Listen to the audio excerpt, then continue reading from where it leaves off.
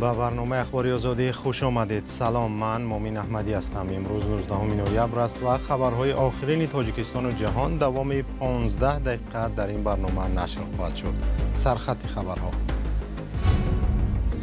در تاجیکستان امسال مردمی زیادی را جریمه بستند و بودجه دولت هم از آن پولی بیشتر به دست آورده است. شکایت از جریمه ها کلان هم کم نیست. بعضی شهروندان در مثال جریمه پرداخت نمودن در مشکلی پیدا میشه. وابسته به همون حالت مالیوی اگر جریمه پیشنهاد شود بنقص‌تر میشه. در حمله های پیاپی روسیه به شهر و ولایت های اوکراین نه کمتر از 10 نفر کشته و چندین تن دیگر زخمی شدند. در دوشنبه مقامات راه‌های نوی بهتر کردن حرکت نقلیات عمومی و کم کردن سرگردانی مسافران را می‌جویند. نتیجه می‌دهد باید маршрутка را زیاد کنند که تلاطم نشود. همه ایستادگی راست 12 کس نه 20 کس است. با این маршруткаи مرسیدس کلان من برای آدم قدولان راست استفاده میکنه. مقامات تاجیکستان تعریف کردند که هنوز سال به پایان نرسیده به حد مبلغ جریمه جمع کردند که نظر به پیشبینی‌هایشان بسیار زیاد است. جریمه برای حرکت نادرست در راه، جریمه برای برگزار کردن ضیافت پردبدبه و یا جریمه برای بی‌نظارت ماندن فرزند. سبب افزایش درآمد به بودجه دولت از حساب قانونشکنی‌ها زیاد بوده است یا چیز دیگر؟ گزارش علیشیر ظریفی و برای دوسفی در همین باره است. مقامات تاجیکستان در 9 ماه امسال به حد جریمه ستانیدند که پول جمع آورده آنها از نقشه 50% زیادتر بوده است. وزارت مالیه گفت در این مدت از حساب جریمه و قانونشکنی‌های دیگر باید 281 میلیون سومانی می‌گرفتند، اما برعکس انتظاری‌ها 415 میلیون سومانی به بودجه وارد شد. معلوم نیست این مقدار پول از کدام بخش یا کدام قانونشکنی‌ها ستانیده شده است. وزارت مالیه شرح نداده است که این نقشه بر پایه چی پیش بینی شده است و کدام عامل را در نظر دارد. این نهاد تا لحظه تهیه گزارش به نامه رسمی ما پاسخ نداد. به اندیشه کارشناس مستقل اکتم جمعیف، پول جریمه و مجازات ساکنان نباید در نقشه‌گیری بودجه همچون سرچشمه اساسی نشان داده شود. در عین زمان به قول او بر زیاد اجرا شدن درآمد از حساب جریمه و مجازات دیگر دلیل آن است که نظام نظارت از قانونشکنی‌ها در تاجیکستان تقویت یافته است.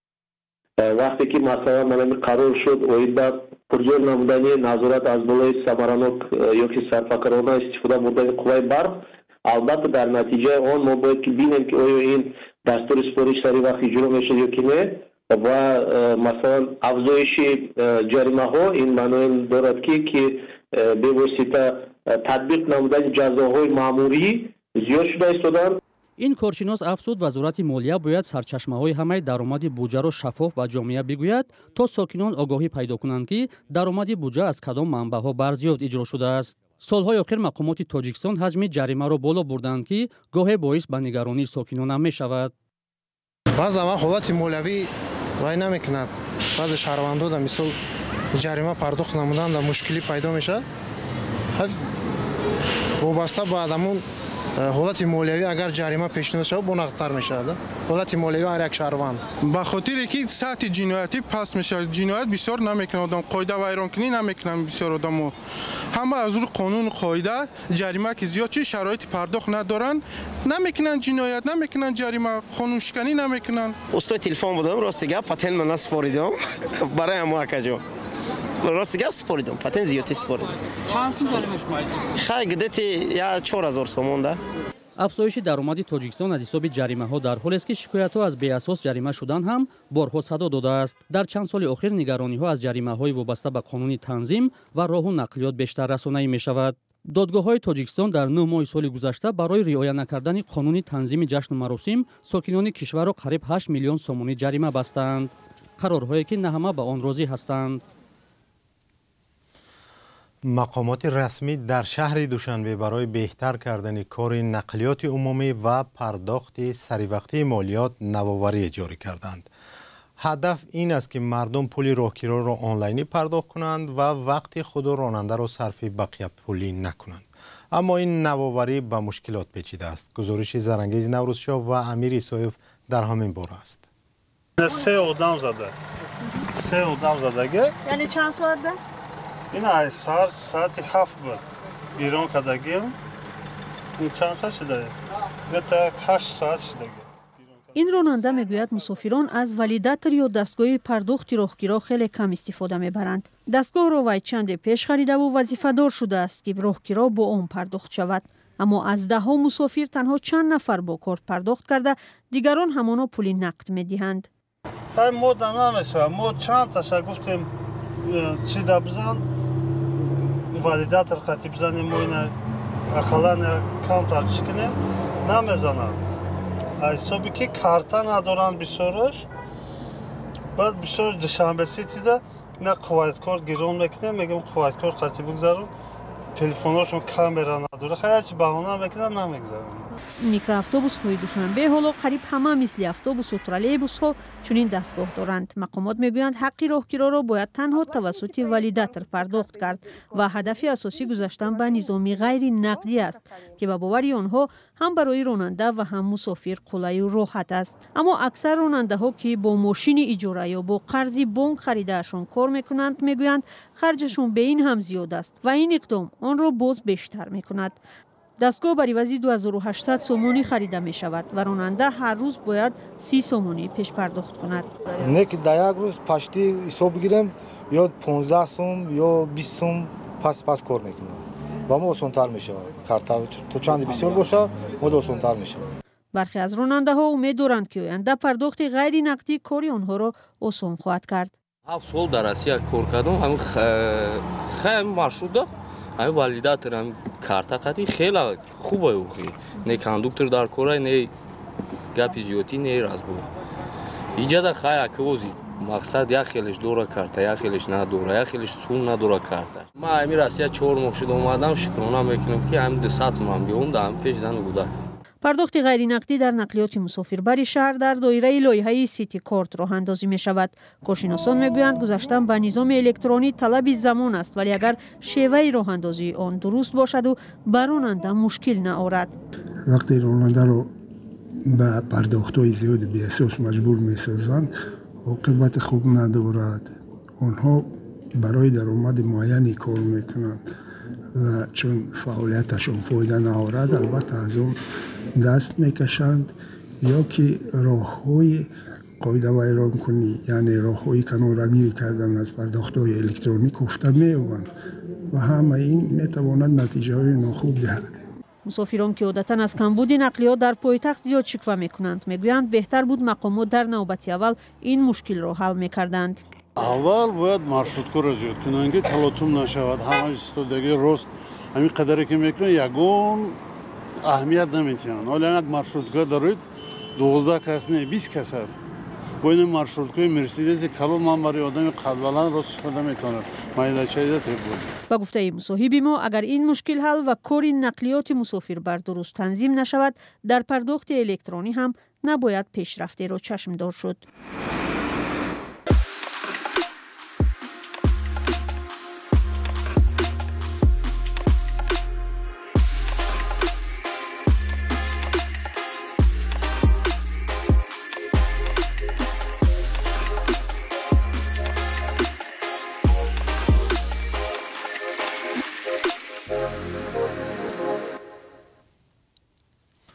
صبح 19 نوامبر حمله‌های موشکی و پهپادی روسیه چندی از منطقه‌های اوکراین را تکان داد و سبب تلفات در بین غیر نظامیان شد. با گفته مقامات اوکراینی ترکش‌های زیاد در گوشه‌های گوناگون کشور بر علاوه ویرانی و مرگ آدمان سبب قطع نیروی برق در چند ولایت اوکراین شده است. جزئیات بیشتر در گزارش همکارم کیومرثی عطا. در حمله نیروهای روسیه به شهر ترنوپیل اوکراین 10 نفر کشته و تقریباً 40 کس دیگر زخمی شدند. حمله روز 19 نوامبر صورت گرفته به قول مقامات ممکن است که زیر خرابه های خانه استقامتی که نیمه ویرانه شد هنوز آدمان دیگر مانده باشند. به گفته وزیر کارهای داخلی اوکراین در بین زخمیان 12 کودک نیز هست.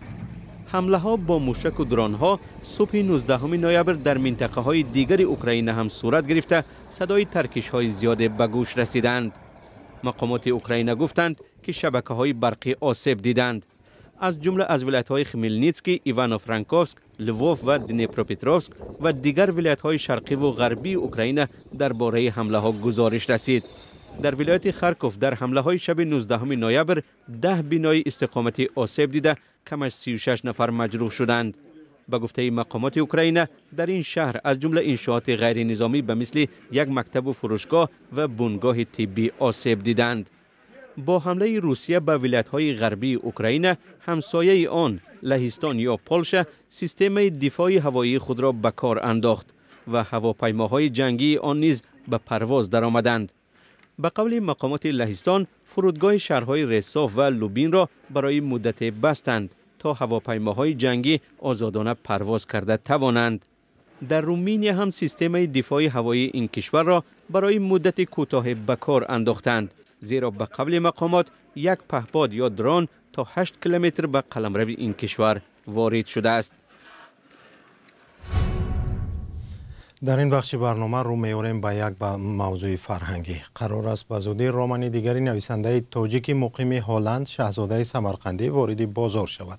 زنی که با مجسمه ها راه می رفت درباره یک نویسنده زنی جوان است که با عنوان تاجیک را به نوشتن ترغیب می کند. شاهزاده سالهاست که در هلند زندگی می کند و همکارم خرامان بقازاده چند پیش با او صحبت داشت و از او از جمله درباره حضور کمی زنان در عرصه نویسندگی پرسید. چون وارد شدن زنان به عرصه ادبیات با اینکه تاریخ بسیار قدیمی دارند، اما در تجربه بسیار بسیار کمرنگ هست. یعنی ما قدم های اول رو میگذاریم در ادبیات معاصر تاجیک که زنان هم فعالانه رمان بنویسند، کاری که بسیار سنگین است و بسیار زمان و وقت هنگفتی را میطلبد. چون زمانی را که زنان تاجیک در جامعه امروزی ما کمتر دارند. حل و فصل شدن این موضوع به آن معناست که ما به حق و حقوق برابری زن و مرد رسیده باشیم، برای شرایط مناسب برای زنان رسیده باشیم و این موضوع های بسیار بسیار عمیق و بزرگی هست که سالها ما باید برای آن مبارزه بریم. توجه به کتابخری و کتابخوانی در جهان اروپا و غرب که شما با آن آشنایی خیلی خوبه دارید، امروز تا چه اندازه زیاده است و در کشورهای مثل تاجیکستان و ازبکستان وضعیت چگونه است؟ چرا ما نویسندگانمان انگیزه کمتری دارند؟ این به آن دلیل است که بازار کتاب، ساختارهایی که انتشارات مستقل و یا بزرگی داشته باشیم به ندرت به چشم میرسد. از دید انتقادی این کتاب بسیار مسائلی را مطرح می کند که مسائل امروز و داغ جامعه ما هست. ما تا زمانی که انتشارات مستقل نداشته باشیم، تا زمانی که هزاران کتاب منتشر نشود و تا زمانی که ما کتاب‌های سال که انتخاب می‌کنیم مثلا حداقل نیمی از ملت خوانده باشد نداریم.